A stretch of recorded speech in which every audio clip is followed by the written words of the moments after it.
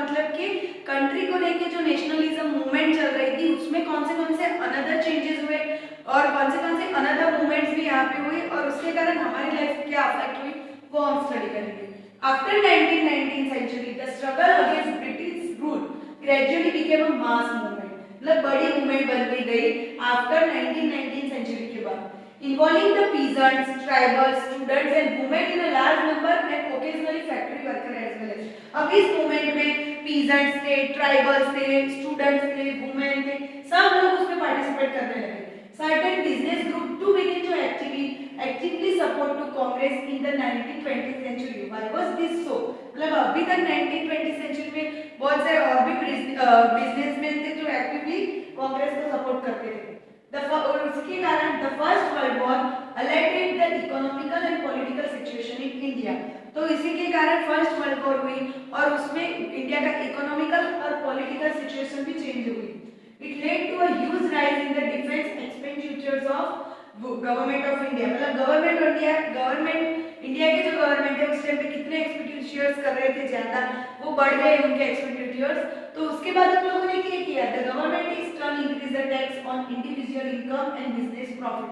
अब उनका एक्सपेंडिचर्स मतलब कि उनके खर्च बढ़ने लगे तो उन लोगों ने क्या किया, अब बिजनेसमैन के प्रॉफिट पे, हमारी जो सैलरी की इनकम है उन सभी पे उन लोगों ने टैक्स इंक्रीज कर दिया and increase military expenditures and demand for a war supply led to sharp rise in price which created a great difficulty for the common people। उन लोगों ने जो मिलिट्री का जो एक्सपेंडिचर्स है वो बढ़ा दिया और ये सारे टैक्सेस बढ़ाने का कारण उनको मतलब किसको, कॉमन पीपल को बहुत ही डिफिकल्टीज हुई। On the other hand business group raped fabulous profit from the war. और उसके दूसरे पार्ट में क्या हुआ कि वॉर के कारण जो बिजनेसमैन थे उनको फैबुलस मतलब बहुत ही अच्छा प्रॉफिट मिला। As you have seen, the war created demand for the industrial goods and the caused deadline to import from the other country into India. So, Indian industrials expanded during the war and Indian businessmen group began to demand a greater opportunity for development। तो इसके कारण जो business group थे उन लोगों ने बहुत ज्यादा गवर्नमेंट को प्रॉफिट दिया तो उन लोगों ने ये एक्सपेक्टेशन रखी, ये डिमांड की कि हमको भी अपॉर्चुनिटी मिलनी चाहिए डेवलपमेंट की। The war also lead the British to expand their army। और ये वॉर के कारण ब्रिटिश लोगों को अपनी आर्मी भी एक्सपांड करनी पड़ी, बढ़ानी पड़ी। Villages were pressurized to supply the soldier for an alien cause। A large number of soldiers were sent to serve abroad। और उसके कारण जो large number of soldiers थे उन लोगों को abroad भी भेजा गया। Many returned after the war with an understanding of the way in which imperialist power were exploiting the people of Asia and Africa with a desire to oppose the colonial rule in India। तो जो लोग को labourer को abroad भेजा गया तो जब वो वापस आए तो उनको वो रियलाइज हो गया था कि ये जो कॉलोनियल रूल है मतलब कि जो ये ब्रिटिश लोग जो रूल चला रहे उसके कारण इंडियन और एशिया और अफ्रीका के लोगों और स्पेशली इंडियंस को बहुत ही वो मेंटली और फिजिकली एक्सप्लॉइट करते थे, शोषण करते थे। Furthermore in 1970 This was a revolution in Russia। उसके बाद 1917 में रशिया में एक रिवॉल्यूशन हुआ। News about the peasants and workers' struggles in idea of socialism circulated widely and inspiring Indian nationalism। वो किसकी न्यूज थी, पीजेंट्स और जो वर्कर थे उनके स्ट्रगल्स थी, उनके आइडिया थी, वो सारी न्यूज भी वहां पे निकली। फिर उसके बाद the advent of Mahatma Gandhi. अब इस 1917 के टाइम में 1917 के टाइम में 1915 के बिटवीन में अब जो गांधी जी थे, महात्मा गांधी जी जो हमारे नेशनल फादर थे, वो इंडिया में वापस आए। तो फिर उन्होंने कौन सी मूवमेंट की और किस तरीके से ये कॉलोनियल जो रूल था उनका अपोज किया और उनके अगेंस्ट किस तरीके से नॉन वायलेंस मतलब अहिंसा से उनके अगेंस्ट प्रोटेस्ट किया, वो सब हम आगे स्टडी करेंगे। It is in this circumstance that Mahatma Gandhi emerge a mass leader. मतलब कि पहले से ही पता था कि महात्मा गांधी ने बहुत सारी लीडरशिप के अकॉर्डिंग बहुत सारे प्रोटेस्ट किए थे और बहुत सारे लोगों को जस्टिस दिलवाया था। तो इसके कारण सबको पता था कि वो बहुत ही बड़े लीडर थे। As you may know, Gandhi ji age 46 arrived in India 1915 from the South Africa। मतलब गांधी जी जब 46 के एज थे तब 1950 में वो साउथ अफ्रीका से रिटर्न आए India. Having led Indians in the country in the non-violent marches against the racist restrictions। मतलब कि उन्होंने और बहुत सारी मार्च की थी अगेंस्ट द रेशियल, मतलब कि पहले के टाइम में व्हाइट पीपल ब्लैक पीपल का जो चल रहा था उन लोगों के बिहाफ में उन्होंने बहुत सारे मार्चेस भी किए। He was already a respected leader, मतलब कि वो ऑलरेडी रिस्पेक्टेड लीडर थे, नॉन इंटरनेशनली, मतलब इंटरनेशनली भी लोग उनको रिस्पेक्ट की नजर से देखते थे। His South African campaign had brought him in a contact with various type of Indians, मतलब कि जो साउथ अफ्रीका का जो कैंपेनियन था जो कलर रेजेस के अकॉर्डिंग, कलर रेजेस के अगेंस्ट था, जैसे कि ब्लैक पीपल के साथ अच्छा बिहेवियर नहीं किया जाता था, इंडियन पीपल के साथ अफ्रीका में अच्छा बिहेव नहीं किया जाता था, उसके कारण वो इंडिया में बहुत सारे डिफरेंट टाइप्स के इंडियंस को मिले, Hindus, Muslim, Parsis, Christians, Gujaratis, Tamil, north Indians and upper class merchant, lawyers and worker, इन सभी को वो अफ्रीका के कैंपेन के दौरान गांधी जी मिले थे। Mahatma Gandhi spent his first year in India traveling throughout the country, understanding the people, their needs and overall situation। मतलब गांधी जी जब इंडिया में तो एक साल उन्होंने पूरा इंडिया ट्रैवल करने में लगा दिया, किसके लिए, कि लोगों के साथ, लोगों की क्या नीड है, उनके साथ कैसा बिहेव कर रहे हैं, किस तरीके का वो फील कर रहे हैं, ओवरऑल इंडिया की सिचुएशन कैसे चल रही थी। His earliest interval times were in local movement in Champaran, Kheda, Ahmedabad, where he came into contact with, मतलब कि उन्होंने फिर अगली एक मूवमेंट्स, मतलब कि चंपारण में ये जो पीजेंट्स थे उनके बिहाफ में मूवमेंट्स की थी, चंपारण, खेड़ा, अहमदाबाद में। तो फिर दो लोगों के कांटेक्ट में आए थे, कौन दो लोग, Rajendra Prasad and Vallabh Bhai Patel. In Ahmedabad he led a successful mill worker strike in 1980। अब यहाँ पे एक इम्पोर्टेंट वन वर्ड और एमसीक्यू क्वेश्चन भी है कि 1980 में उन्होंने कौन सी सक्सेसफुल स्ट्राइक की थी, तो मिल वर्कर्स के बिहाफ में उनको प्रॉपर जस्टिस मिले, ऐसी मिल वर्कर्स स्ट्राइक्स की थी। Let us now focus in some detail on the movement organised between 1919 and 1922। मतलब कि आगे अब ये फोकस हमको करना है कि 1919 से 1922 के बिटवीन में कौन से मूवमेंट हुई और उसको किस तरीके से हमारी लाइफ अफेक्ट हुई, वो समझ स्टार्ट करते हैं। अब पहली एक मूवमेंट है Rowlatt Satyagraha. Rowlatt Satyagraha in 1919 Gandhi ji gave a call for a Satyagraha against the Rowlatt Act that British had just passed। मतलब कि फर्स्ट 1990 में गांधी जी ने एक रॉलेट एक्ट जो ब्रिटिश लोग ने पास किया था उसको अपोज किया। The act curbed a fundamental rights such as freedom of expression, strengthened police powers। महात्मा गांधी, मोहम्मद और मतलब कि ये जो मूवमेंट हुई थी, ये उन्होंने जो अपोज किया था, उसके कारण क्या हुआ कि लोगों के जो फंडामेंटल राइट है वो अफेक्ट होते थे, वायोलेट होते थे, तो उन लोगों ने उसके खिलाफ मूवमेंट की। किन लोगों ने, Mahatma Gandhi, Mohammad Ali Jinnah and other felt that the government had no right to restrict people's basic freedom. तो इसके आगे जो लोग ये कहते थे कि गवर्नमेंट के पास ये राइट नहीं है कि लोगों के जो बेसिक फ्रीडम है उसको रिस्ट्रिक्ट मतलब कि उसके ऊपर पाबंदी लगाई जाए। They criticized the act as a devils and a tyrannical, मतलब कि उन लोगों ने इस एक्ट को डेविल्स मतलब कि डेविल्स और ट्राइनिकल मतलब कि बहुत ही कॉम्प्लिकेटेड और बुरा कहा। Gandhi ji asked the Indian people to observe the 6 April 1990 as a day of non-violent oppositions to this act and as a day humiliations and prayer। मतलब गांधी जी ने 1990 में 6 अप्रैल की 1990 में लोगों को कहा कि आप लोग इस एक्ट को नॉन वायलेंस तरीके से प्रोटेस्ट करो, जिसको उन्होंने ह्यूमिलिएशंस एंड प्रेयर नाम दिया और हड़ताल यानी स्ट्राइक की। एंड सत्याग्रह सभा पर set up to launch the movement, और सत्याग्रह सभा के कारण ये मूवमेंट लॉन्च हुई। The Rowlatt Satyagraha turned out of the first all India struggle against the British movement, although was largely restricted to cities। मतलब कि जो सत्याग्रह मूवमेंट था, कौन सा, ये रॉलेट सत्याग्रह के कारण ये पहला फर्स्ट मूवमेंट है जो ब्रिटिश गवर्नमेंट के अगेंस्ट ऑल ओवर इंडिया में लोगों ने प्रोटेस्ट किया था। In April 1990 there were a number of demonstrations and हड़ताल in the country and the government used the virtuous measure to suppress them। In the Jallianwala Bagh atrocity inflicted the General Dyer in Amritsar। उसी time पे बैसाखी के दिन पे एक British governor था general Dyer, उन्होंने ये जलियांवाला बाग था उसकी एट्रोसिटी मतलब उसके अगेंस्ट बहुत सारी लोगों को बेवजह मार दिया गया था। On learning about the massacres, Rabindranath Tagore expressed the pain and the anger of country by renouncing the knighthood। मतलब कि कई लोगों ने ये उन लोगों को रविंद्रनाथ टैगोर था उनको एक टैग दिया गया था नाइटहुड। तो ये जो जलियांवाला बाग वाला जो मस्कस मतलब कि ये जो हुई ये सिचुएशन, तो उसमें बहुत सारे बेगुनाह लोग मारे गए थे बिना किसी वजह से। तो उसके आगे जो रविंद्रनाथ टैगोर उन्होंने बहुत ही गुस्सा एंगर दिखाया और उनको जो नाइटहुड का जो टैग दिया था वो भी उन्होंने वापस दे दिया कि जिस कंट्री में मेरे लोगों के साथ ऐसा हो वहां पे ऐसे टैग की मुझे कोई जरूरत नहीं है। During the Royal Satyagraha, the participants tried to ensure that Hindu and Muslim were united in the fight against the British rule. ये रोमन एक्ट में क्या हुआ कि लोगों ने ये डिसाइड किया कि यहाँ पे हम हिंदू और मुस्लिम साथ में मिलके ब्रिटिश रूल का अपोज करेंगे और प्रोटेस्ट करेंगे। This was also the call of Mahatma Gandhi, who always saw that India as a land of all the people who live in the country, Hindus, Muslims, and those other religions.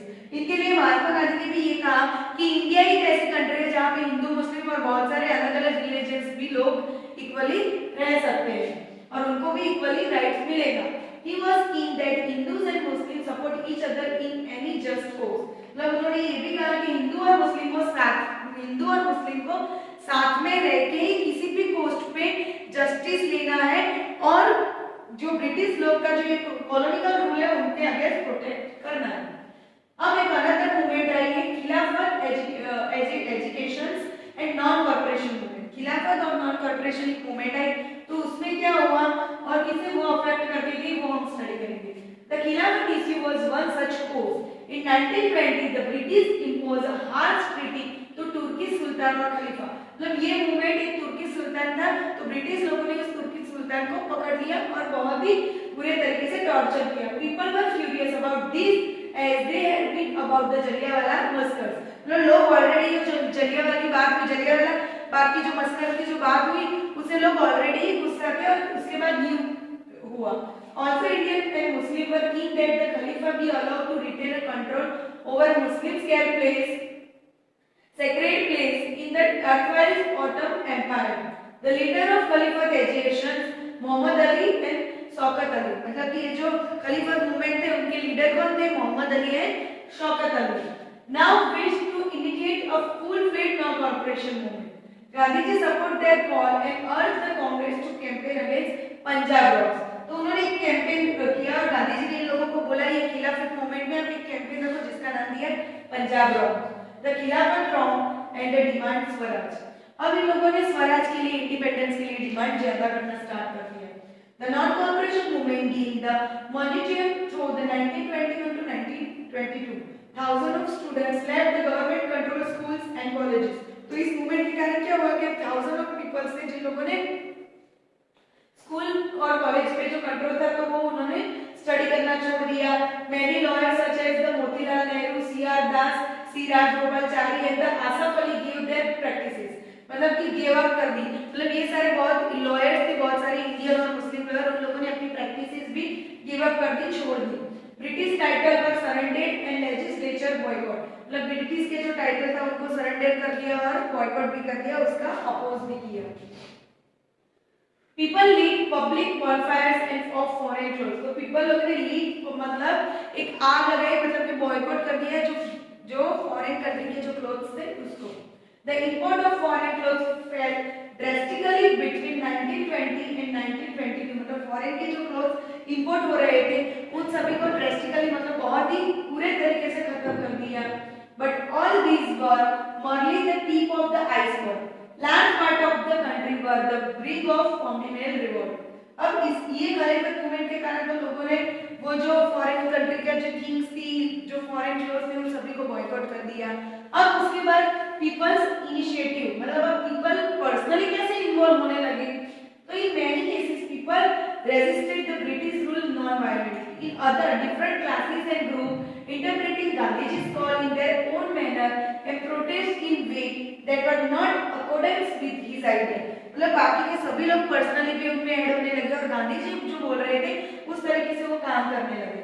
In either case people link their movement to a local grievance. Let us look a few example. मतलब local तरीके से भी ये movement आगे बढ़ने लगी, तो थोड़े बहुत हम एग्जांपल भी देखते हैं। जैसे कि खेड़ा इन गुजरात में खेड़ा डिस्ट्रिक्ट है, वहां का एक पाटीदार कम्युनिटी है, peasant organise non violent campaign against the high land revenue demand of British. मतलब कि गुजरात का इंडिया में गुजरात स्टेट है, उसकी एक जो डिस्ट्रिक्ट है खेड़ा, वहां पे एक पाटीदार कम्युनिटी ने एक नॉन वायलेंट कैंपेन स्टार्ट किया किसके अगेंस्ट कि ब्रिटिश लोग हाई लैंड रेवेन्यू टैक्स लेते थे उसके against. Coastal Andhra and interior Tamil Nadu liquid shops were picked मतलब बंद कर दिए। The Guntur district of Andhra Pradesh tribal and poor peasants take the number of forest satyagraha. तो मतलब कि आंध्र प्रदेश में भी बहुत सारे लोग थे, उन्होंने फॉरेस्ट सत्याग्रह भी किया। Sometimes sending their cattle into the forest without paying grazing फी।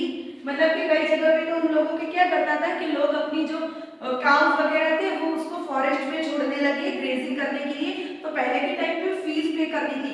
अब ऐसे ही अपने जो एनिमल्स है उनको ग्रेजिंग करने के लिए नहीं मिलते थे, पर लोगों ने उसके अगेंस्ट प्रोटेस्ट किया and that's why they protesting because the colonial state had restricted their use of forest resources and various way. They believe that Gandhi ji would get their taxes reduced and have the forest regulations abolished। मतलब उनको believe था कि गांधी जी उनको tax कम करवाएंगे और जो forest regulation था उसको अबोलाइज मतलब कि खत्म करेंगे। In many forest villages, peasants proclaimed the Swaraj and believed that Gandhi Raj was about the established। तो कई लोग ऐसा भी सोचते थे कि इसके कारण जो गांधी राज है वो भी एस्टेब्लिश होगा।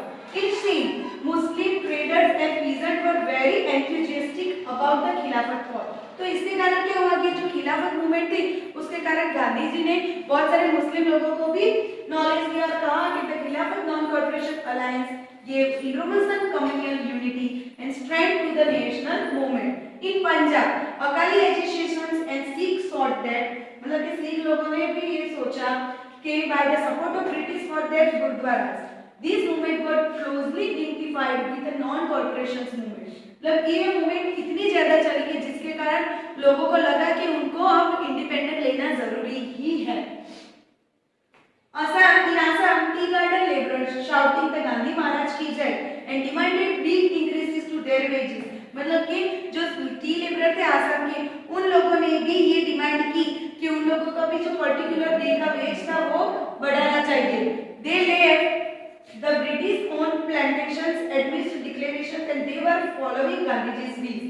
And interestingly in the Assamese Vaishnav songs मतलब कि उन लोगों ने बोला कि गांधी जी हमारी भी विश कंप्लीट करेंगे और हमारे बिहाफ में भी प्रोटेस्ट करेंगे और हमें भी जस्टिस मिलेगा। इसी वजह से उन्होंने जो गांधी जी ने जो वैष्णव सॉन्ग गाए ना, वैष्णव जन तो तेने गई, वो सॉन्ग भी उन्होंने आसामी लैंग्वेज में भी एस्टैब्लिश किया।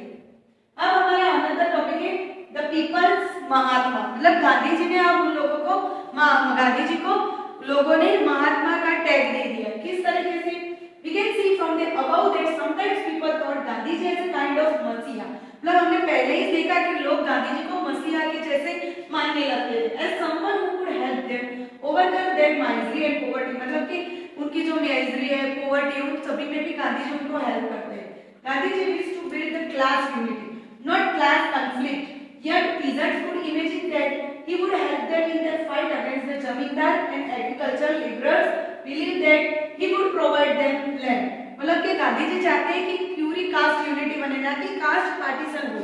और जो पीजेंट था उनको ये भी बिलीव था कि जमींदार और एग्रीकल्चर के अगेंस्ट वो हमको प्रोटेस्ट करने में और हमारे लैंड लेने में वापस लेने में भी हेल्प करेंगे। At time ordinary people created Gandhi ji with their own achievements. मतलब कि उस टाइम पे लोग अगर कुछ भी अचीवमेंट करते तो उसका ऑनर किसे देते थे? गांधी जी को।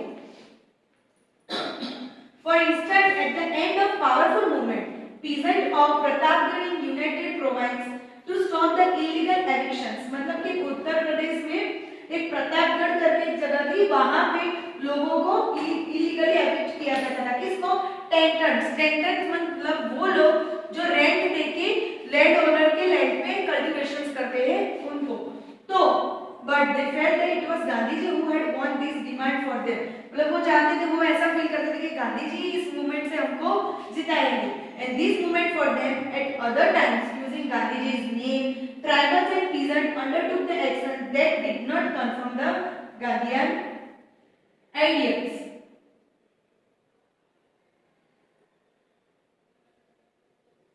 अब हमारा अनदर टॉपिक है that is happening of 1920 to 1929। मतलब कि 1922 उससे 1929 की सेंचुरीज में क्या क्या इफेक्ट हुई, क्या क्या चेंजेस आए वो। Mahatma Gandhi as you know was against the violent movement. मतलब महात्मा गांधी जो वायलेंट मतलब जो हिंसक मूवमेंट थे वो नहीं चाहते थे, वो ऑलवेज सिंपल लाइफ ही जीते थे और ऑलवेज नॉन वायलेंट को ही फॉलो करते थे। He abruptly called the non-corporation movement when in February 92 a crowd of peasants set a fire to police station in Chauri Chaura। मतलब उन लोगों ने ये जो नॉन कॉर्पोरेशन मूवमेंट थी उसको खत्म कर दिया। क्यों? क्योंकि फरवरी 22 में कई सारे पीजेंट्स ने एक चौरी का एक पुलिस स्टेशन था उसको आग लगा दी थी और उसमें बहुत सारे पुलिस ने वो जिंदा जल के राख हो गए थे। पर ये क्यों किया था? क्योंकि वो जो पीजेंट्स थे उनको प्रॉपर जस्टिस नहीं दिला दे रहे थे and that is why that called the Chaura Chauri incidents. Once the non-corporation movement was over, Gandhiji's followers stressed that the Congress must undertake the constructive work in rural areas। अब गांधी जी ने non corporation movement से भी कहा कि कांग्रेस को अब village area में जाके भी कुछ डेवलपमेंट वर्क करने चाहिए। Other leaders Satej Chittaranjan Das and Motilal Nehru argue that party should fight the elections to council they enter them in order to influence the government policy। अब चित्तरंजन दास थे और दूसरे मोतीलाल नेहरू थे, उन लोगों ने भी ये बोला कि अगर गवर्नमेंट अब जो बन रही उसके काउंसिलिंग में अब इंडियन लोगों को भी पार्ट लेने का मौका देना चाहिए। Through the senior social work in villages in the mid 1920th century, the Gandhians मतलब जो लोग गांधीवाद को फॉलो करते थे उनको हम गांधीयंस कहते हैं, were able to extend their support base and this proved very useful in launching civil disobedience movement in 1930। Two important development of the mid 19th century was the formation of राष्ट्रीय स्वयंसेवक संघ। अभी आप इसके बारे में भी आपने अभी जानते ही होंगे, ये वर्ड भी आपने सुना होगा, आरएसएस मींस राष्ट्रीय स्वयंसेवक संघ। मतलब वो राष्ट्र के लिए खुद ही कुछ उसका भला हो उसके लिए जो वर्क करते हैं उस ऑर्गेनाइजेशन को आरएसएस कहते हैं। और दूसरी है the communist party of India. These parties have held very different ideas about the kind of country India should be and find out about their ideas and help of your teachers। मतलब कि आप अपने teacher से या another books या library में जाके भी इन लोगों ने कौन सी दो party RSS and communist party of India, उन लोगों ने क्या क्या वर्क किया वो सब आप फाइंड आउट कर सकते हैं और उसके बारे में जान भी सकते हैं। The revolutionary nationalist Bhagat Singh too was active in this period.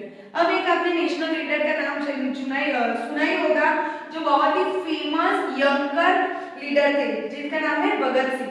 उस टाइम पे ये भगत सिंह भी बहुत ही एक्टिव थे, मतलब कि वो भी नेशनलिज्म के लिए एक्टिव थे। The decade closed with the Congress resolving the fight for Pune Swaraj in 1929 under the presidency of Jawaharlal Nehru।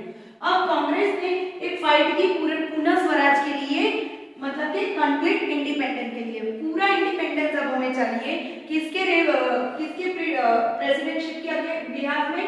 Jawaharlal Nehru.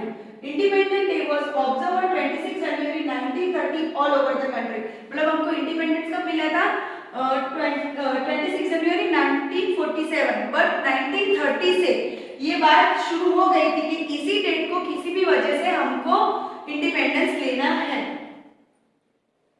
तो उस टाइम पे जो हमारे भगत सिंह थे, जो नेशनल लीडर थे, उन्होंने एक स्लोगन दिया था जिसका जो स्लोगन का नाम है इनकलाब जिंदाबाद।